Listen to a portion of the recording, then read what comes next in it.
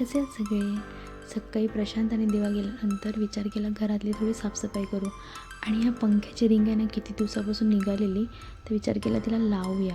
पण लावायला गेली आणि माझ्या हातून ती पूर्णच निघाली आणि अशी निघाली की ती लागतच नव्हती.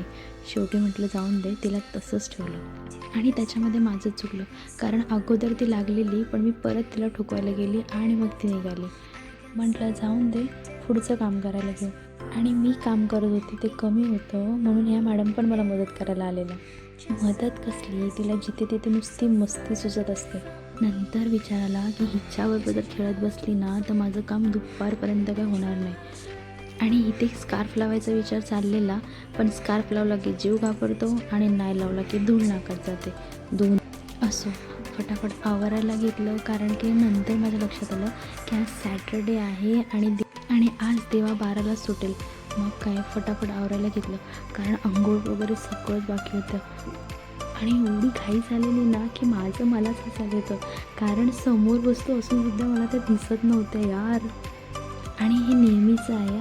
अगोदर फुल टाईमपास करत बसते आणि मग नंतर निघायच्या वेळेला एवढी घाई होते ना की विचारू नका. मग स्कूलमधून आधी देवाला घेतला, नंतर मग मार्केटला गेले, कारण मला तिथे थोडं काम होतं. आणि मी ज्या ठिकाणी गेलेली ना तो दादा सरळ आम्हाला गोडाऊनमध्येच घेऊन गेलेला. दुपारी घरी आल्यानंतर हे रॅक आणलेलं, ते अगोदर लावून घेतलं. आणि देवा मला गाईड करत होता की हे इथे लाव, तिथे नको. मग त्याच्या म्हणण्यानुसार लावलं.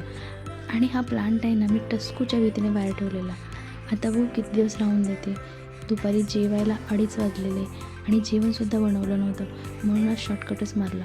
पण तो शॉर्टकट जरा जास्तच टेस्टी होता यार. आणि त्यात खाल्ल्यानंतर तर अजिबात काम करायची इच्छा नव्हती, पण अर्धं काम तसंच पेंडिंग पडलेलं. मग फटाफट आवरून घेतलं आणि पाहत येतं काय 4:30 होऊन गेलेले. मग काय जॉबला जायला निघाले. Thanks for watching.